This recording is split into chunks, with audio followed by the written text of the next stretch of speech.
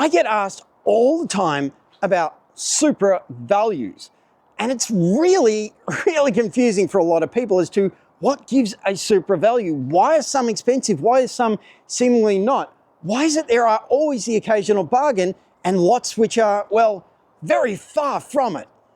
So today is going to be a Supra day, but I'm fed up with working on this thing. I'm getting nowhere with it. I will get back to all the jobs required on it, but for now this thing's caving my head in and I need a break before I go ballistic on the thing. So what I thought I'd do is make a video on Supra values as they are here and now in the year 2025, because these things are a bit all over the place. Now here in the UK, it's a very strange market. America might be a little bit different. Australia, I know, is still playing catch up, but I can tell you the values for these things here, well, they're all over the damn place, and trying to get an actual value on it is very hard. So let's get into this. Let me talk about Supra values, what they are in the UK, what influences them, what drives them, what makes some so desirable and others not. Let's go through this. Let's talk about actual numbers and work out some valuations on cars as to where we're at right now in the supermarket. Yep, it's a Supra video, only a valuation one. Let's get into this.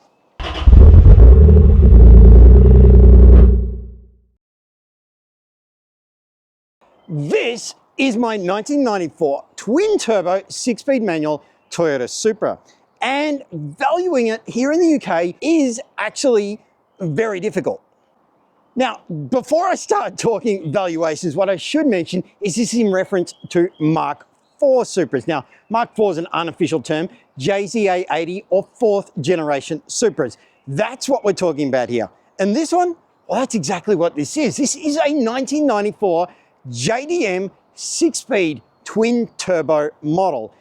And that's where things get difficult, because on the outside, there's almost no way to differentiate the higher spec models from the lower spec. Toyota never did anything to make it absolutely clear whether you were driving the top dog or the lowest base grade. Now, if you are watching this video, it's pretty safe to say you already know what a Toyota Supra is. This is one of the heavyweights of the Japanese car scene. It is absolutely iconic in the Japanese car scene. When you say JDM, this is one of the cars, the Toyota Supra. For those of you unaware, this car is one of the best tuning cars ever made. It is absurdly good when it comes to tuning. Now, most people will know it from the Fast and the Furious. This was the hero car in the very first original Fast and Furious movie. It's absolutely very true to say that this car found a huge amount of fame and fortune as a result of the Fast and Furious franchise. It was already an amazing car, and it would have been on its way to huge glory regardless. This car was a Japanese Grand Touring Car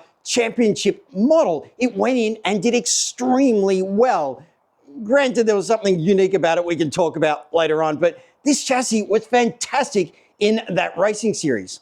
And as I mentioned before, the tuning capacity of this car is just astronomical. You can take this car from factory to unbelievable amounts of performance capacity. It is an insane car to tune. So it's no wonder that it became so popular with the tuning crowd and the Fast and Furious crowd, because it really is a phenomenal car. There are two fundamental versions of the Supra. There is the non-turbo and the turbo. This is the turbo. Next up, you have the transmissions. Both of them came with a choice of automatic or manual. The initial versions of the non-turbo came with a 5-speed manual. The turbos with a 6-speed transmission. Now, here in the UK, Toyota Supra values vary wildly.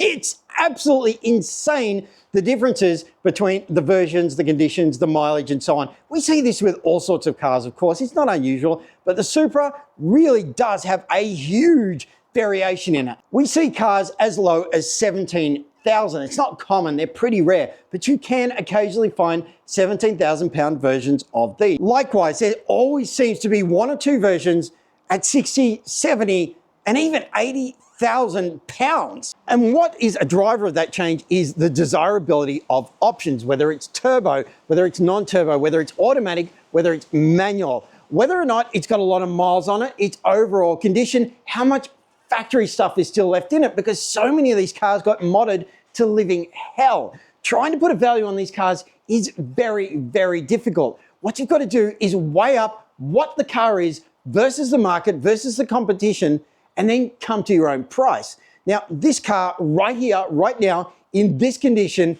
is not worth much at all. The reason is it's broken. As some of you have seen on my other videos, this car's not working. It's broken and I'm going through a refurbishment to fix it. So why am I doing that versus just selling it on? Because the difference in selling this on now versus having this thing on the road, drivable, are staggering. I'm talking huge. Also, this car has a little bit of a rarity factor. You see, here in the UK, there's not actually a lot of factory 6-speed manual twin turbo models, let alone ones which are still all original. They do exist. You do find them and they pull big money, generally speaking. Valuation does come down, of course, with mileage. It does come down with condition, and it does come down with modifications. This is one of the reasons I need to refurbish this car and also try and take it back from non-factory parts to factory as best as I can, because that's where it's at. You see, the whole culture of this car has gone through some very weird periods. When this car first launched back in 1993, believe it or not, it wasn't well received. A lot of people didn't like it. People said it looked too space age. They didn't like the curves. They wanted the old, almost 80s grade squared off styling. And this went crazy. This went to a almost modern Ferrari style look with those curves, because you can see this was the beginning of that modern age of really, really cool flowing lines. There was also still a fair amount of anti-Japanese sentiment at the time. There was plenty of people who didn't want to buy Japanese cars. It was a period we went through. The result was sales of these things weren't spectacular at all. And it took a long time for people to recognize the brilliance of this car. In the early days, people were throwing these things away. In 1993, these things were miles cheaper than a Ferrari, but they certainly were still not cheap. And a lot of people didn't want to put down that money on a Toyota. For them, in their minds, there was better options. And these things, unfortunately, didn't sell that well. The result was that with sales not doing too well and people just not recognizing what they were, prices plummeted. In the mid-2000s, these cars, well, they were worth nothing. Honestly, you could buy these cars for the equivalent of about 10 to 15,000 US dollars at their cheapest. And it was the same all around the world. Nobody really wanted them. So all the ones that were out, they got snapped up pretty quickly by the tuners. And that's when everything changed. Many Japanese tuning houses, well, they worked out these things were pretty special. And they showed the world that these things weren't something to be ignored. They turned them into absolute supercar killers. These cars turned out to be absolute street monsters. In the late 90s and early 2000s, if you saw one of these things on the street and it was tuned, then you were pretty much guaranteed to lose. These things were so fast for their day, it's not funny. Now, I mean tuned. I mean, people were taking these things to 1,000 horsepower long before Bugatti even considered the idea. People were taking these things to extreme performance way before supercars ever arrived anywhere near the figures. That kind of tuning and that kind of presentation in movies like The Fast and Furious meant people woke up. They realized what these things were and they started trying to get into them. And the demand grew and it grew and it grew, and supply has been consistently dropping because there's no new ones of these being built. They stopped mass production of these in 1998, but went on with a little bit of limited production to 2002. In total, I think there was only about 50,000 of these cars made. They're rare, they're not that common. And that is having a big impact. See, it all comes down to demand and supply. The demand for these things is now pretty high and supply is frankly pretty low. But it wanes, it's up and down all over the place. There's a whole lot of economic drivers in it, but right now, these things are still appreciating quite a lot in price. That's a result of more people wanting to buy them than there are available to sell them. If you look on the various websites at the moment, you will see there is very, very few of these cars for sale.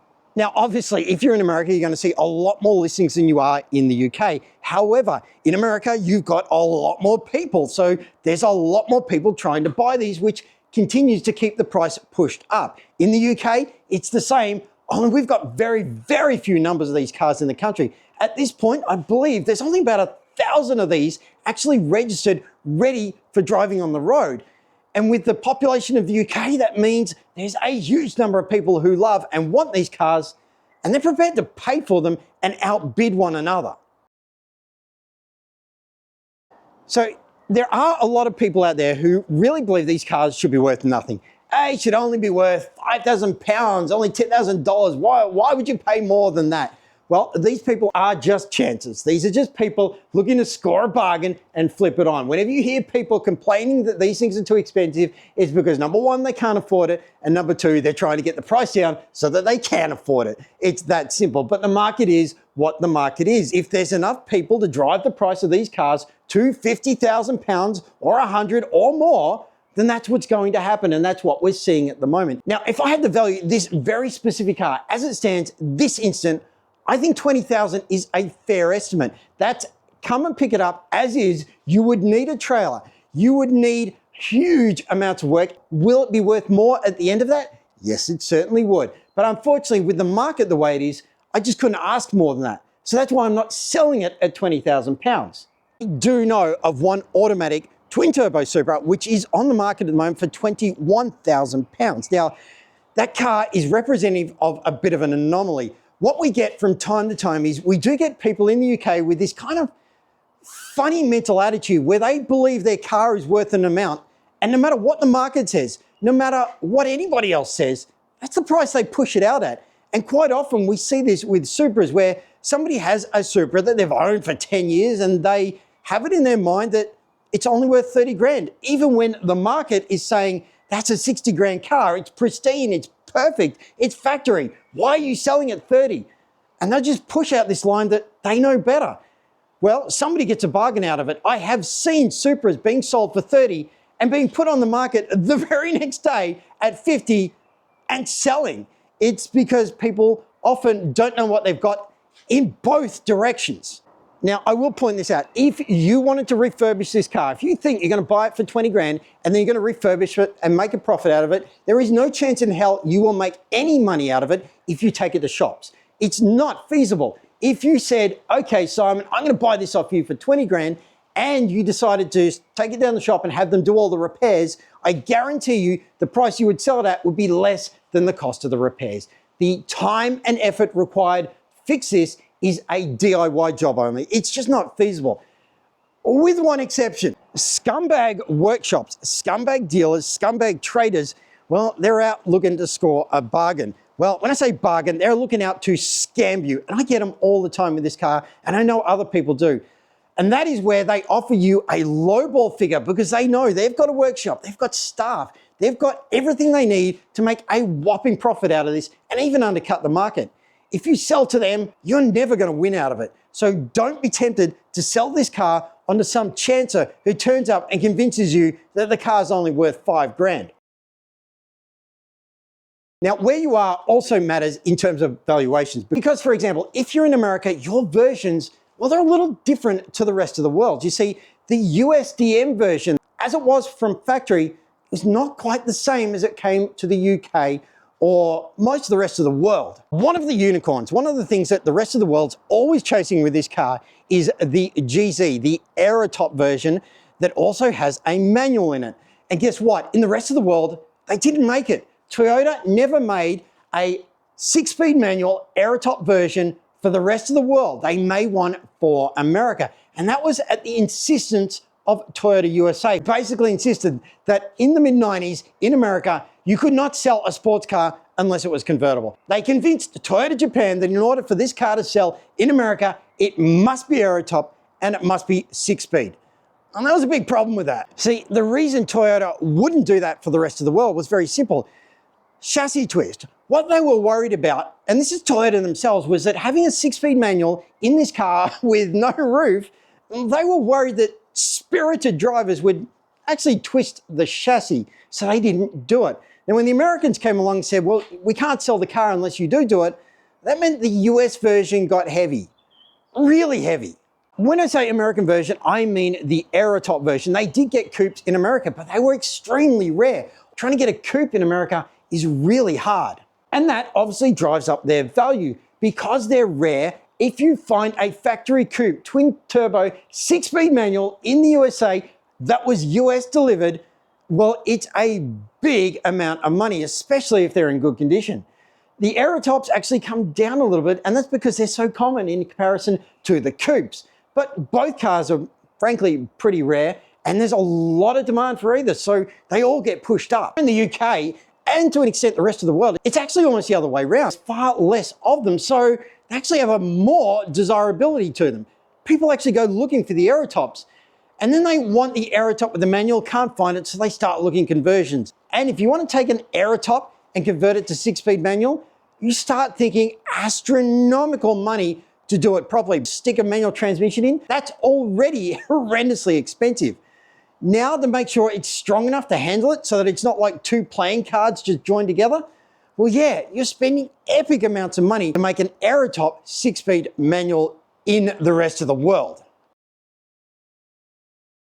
The level of modifications also has a huge impact as well. If a car's had a staggering amount of modifications on it, well, let's be honest, it's driving the price down. There was a period and a time when it went up, and good cars that have had really quality modifications, well, they will help, but the cost of doing that is so extraordinary, you're not going to regain anything out of the car.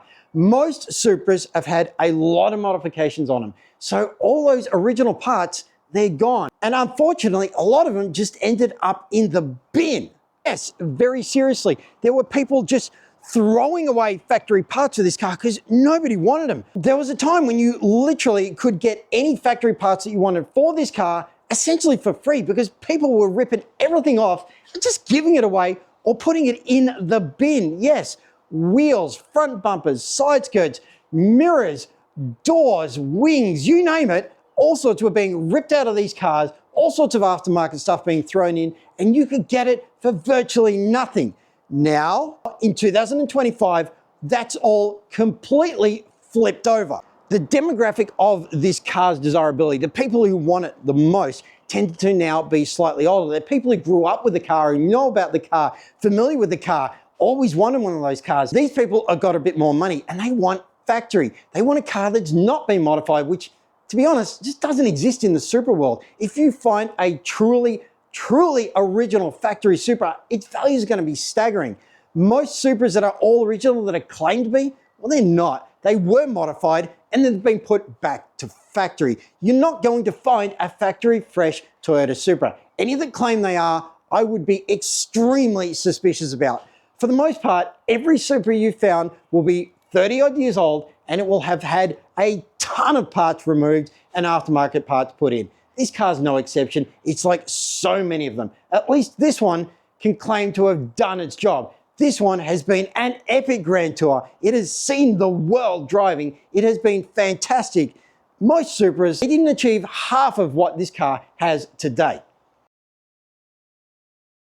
Colors also matter, although that is wearing away. There's been a number of particular colors on this car which have been higher rated for value than others. It seems strange, but it's the way it is. And again, it just comes down to rarity. It's not because they're better colors, and frankly, I won't say them because I think they're ugly. They're horrible colors. There are colors which people fall in love with, not because of the color, but because they're rare, and that drives the price up. Now, there are a ton of options for these cars. These cars had an absolutely ridiculous amount of options in their day. In '93, the options book for this car was just biblical. It was insane, and they only grew. They went utterly mad with options. And one of the big options was Toyota's race program, because they actually raced this car and you could buy a ton of parts for it. You could buy genuine race kits, and I mean for all sorts. Whilst there was very little in terms of power and engine, there was massive amounts for suspension, body kits, handling, you name it. This car had an enormous amount of options. So again, all those options combined to make a huge impact on valuation. For example, if you have the original front bumper with the active spoiler, that is now a very desirable item. very, very rare because almost everyone put it in the bin. It was a big, heavy, bulky item. It was basically a chin spoiler at the front that would extend out at speed. You could even push a button in the dash and have a lower lip actually come out. They looked very cool and they worked very well, but they were very heavy and people just threw them out in favor of aftermarket body kits. Another option, especially in the early models, is the big brake kit. See, the factory standard brakes that came with this car in its early generations, well, they were all the standard two-pot JDM GT brakes. These brakes are really good for standard GT work. They're actually really, really good. I'm very happy with the ones that are on this car because that's what they are. But there was an option for bigger brakes. And I believe it was around 96, you started seeing that become the factory set. And it was also one of the only external indicators to know that you had the turbo model. There were other options internally, such as Recaro seats. You could also get larger wheels. You could also opt for a variety of things, including you could even take the spoiler off from factory. There were options on the side skirts, on the front bumper, on the rear. These cars had an enormous amount of options. This is where things get complex because everything I've been talking about so far is, generally speaking, the JDM model. All the export models, which I include the USDM on, they weren't like the Japanese ones. They pretty much threw every option at them. So in the Supra world, generally speaking, the ones that are considered the absolute pinnacle of the range are the European and UK export models. Why? At the time, they had pretty much every option you could throw at them. Toyota had decided that in order to sell in those markets, you needed everything on them. So they gave them everything. They even gave them slightly uprated turbos. They gave them the glass headlights. They gave them all the active aero. They gave them all the leather. They gave them every option they could on these cars. So those cars, well, they're considered the best because they have the most factory power, they had all the options, and they had the least amount of weight for it. You're starting to see where we're going with this. There is a huge amount of factors that drive Supra prices. And there's a lot of people in the market, a lot of players who are looking to screw you out of your money and get your Supra and sell it on for their profit. These cars are not worth 5 grand. They're not worth 10 grand. They are worth a fortune more than that. If you've got a Supra, I urge you to do some market research first. Don't base this on what people tell you because you're going to sell it at what other people want you to sell it at. Sell your car at the market price that it supports. So look at all the adverts, look at all the trades, look at everything that's going on and seeing where these things are selling at. If anybody tells you this car sold at that, disregard it. What you have to work on is what you see them selling for yourself. Now, you can't see every sale, but you can see every advert. You can see price changes. You can see fluctuations. You can see them coming and going. You can get a gauge of where everyone else is selling their cars at. And unfortunately, every one of these cars now is almost unique. So you have to factor in the uniqueness of your car versus everyone else. Now, that's a little different from the Stinger. See, at the time of recording, most Stingers, they're all still under factory warranty. They're all still that new. Most of them are all essentially identical. Most of them haven't been modded yet. Most of them haven't been tuned. The vast bulk of them are all still the same. So you can compare this Stinger with another Stinger because the only difference on mine is the stripes and the discs at this point. Nothing else is there other than the combination of colors. Whereas with this thing is incredibly unique. It's rare in the UK for what it is, and its modification set is also equally rare. By the time I restore this, it will be a very bespoke model that really needs to be priced on its own, and that's the same for all Supras. I want to make it clear, at no point am I about to say these cars are overpriced or underpriced. That doesn't exist. It is what the market defines it. So if these things are selling for 60 grand, then they're selling for 60 grand. If they're selling for 10, they're selling for 10. Now, we're going to go online, we're going to look at the values per car and try and get some approximations of where the market is at in the UK. Now, in America, it'll be different again, but you can see the process of what I'm doing as to why and where prices are at. And that applies equally if you're in Australia or anywhere else in the world. You've just got to think demand, supply, and competition. What are they going for? What's the market got these for at the moment? And what's yours in the middle of that? And if you're looking to buy a Supra, Well, it'll give you a fundamental idea of what a realistic value is at. And one last thing, and it's a very negative point. It's something I don't like talking about because, well, it's incredibly infuriating. And that is the Supra community. Now, I've been extensively involved with the Supra community internationally. And I can tell you this, of all the Supra owners I've met, of all of them that I've known, and I mean there's a lot, I can tell you right now, the vast majority of them, well, they're, how do I put it? They're people who like to stand beside their cars, not drive them. Don't get me wrong, I've met some amazing people who own these cars, some properly brilliant people I've been very privileged to meet and know who own these cars. Some of them have extraordinary knowledge about this car. Some of them are literal geniuses when it comes to what to do with this car. And what they've done with their car is fantastic and phenomenal.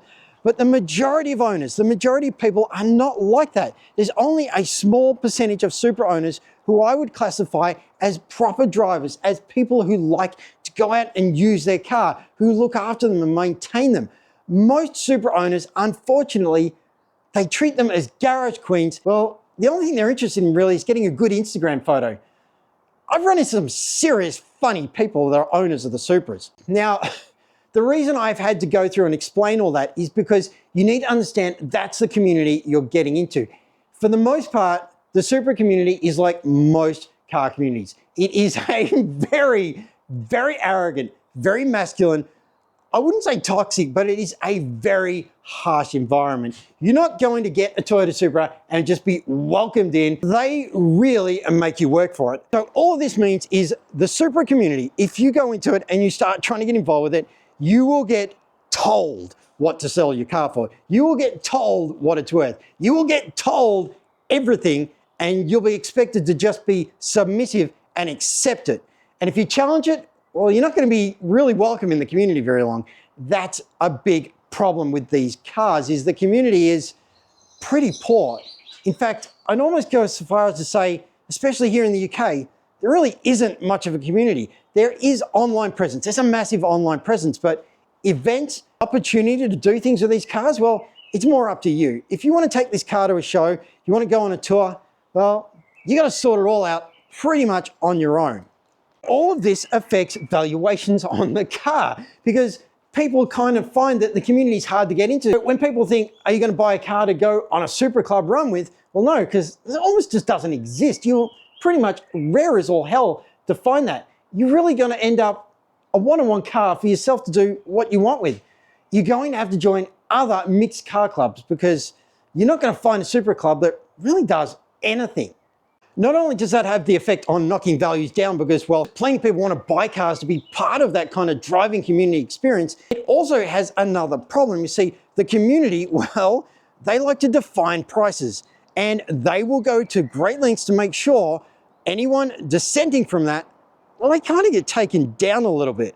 If you post up a car that's absurdly too high priced for them, you're going to get questioned about it. You're going to get messages. They will seek out car adverts and come after you and complain you're pricing your car too high. You don't know what you've got. And you'll have to weather a barrage of people. Complicate things a little bit, that community is dying. It really is. The Supra community, especially here in the UK, and I think globally, it's moving on. All the owners are looking to move on. New people looking to get into them. There's much less than ever before. It's harder than ever to put a club together because, well, to be a club, you need to do things and there's not many people left with these cars who want to do things. And the people who do, well, they kind of know their cars are hitting a limit. So values, again, is kind of negative. The complexity of working up values on this car is insane. With all that said, let's dive into some examples and try and work out the values of this thing. What's realistic? What should you be looking for? What's a realistic asking price for what you've got? What's a realistic offering price? And you might be disappointed because I'm afraid it's not going to be cheap. So why don't we go and look some of the Supras on sale right now and evaluate where the market's at. Okay, so what does this all mean in numbers? Actual raw, hard figures, cash. What values are we talking about for what cars? Well, let's go over it. Now, to come up with numbers, we're going to break it into 4 categories. We start with the non-turbos. So we have the non-turbo automatic and we have the non-turbo manual. Then, of course, we have the turbos, the twin turbo automatic and the twin turbo manual. And within each of these price brackets, there's quite a different range of cars, but they all at least give us an average of where those four categories are. Because those four categories, well, that's where pretty much everyone starts their marketing research. That's what people begin their search for a Supra for or begin their sale with. So it is the most important two factors, whether it's automatic, whether it's manual, whether it's turbo or non-turbo. And just for the sake of it, we're going to include a fifth category. And the fifth category is, well, busted cars. Cars are a lot more busted than this, properly, nearly worthless cars. We'll include that too. Now, the worthless cars. These are cars which have no engines in them, major chassis damage, something like that. These cars, believe it or not, the cheapest one you can find in the UK right now is about £5,000. A similar one with much less damage, much less issues, but still missing an engine, yeah, that's £12,000.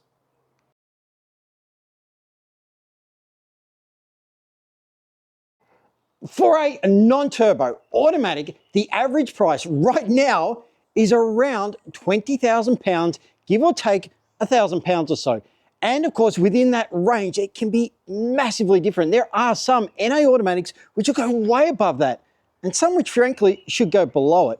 But it will depend on the car. But the average for a non-turbo automatic Supra Mark IV in the UK right now is about £20,000.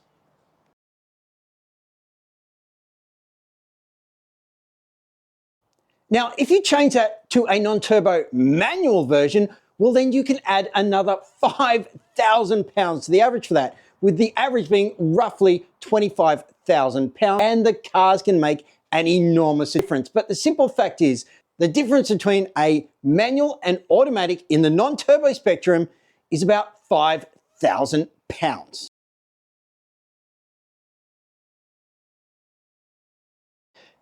Now we get into the turbo models and things just go crazy because an automatic twin turbo Supra is worth nearly £40,000 on market average. Yes, that would be the starting selling point before you add or retract prices based on what you've got. £40,000. And if you've got the 6-speed manual, you can add another £5,000 again. That's right. The twin turbo 6-speed manual in the UK is currently averaging around £45,000 on market. That's not sale price, that's on market. And we're going to talk about that in just a moment.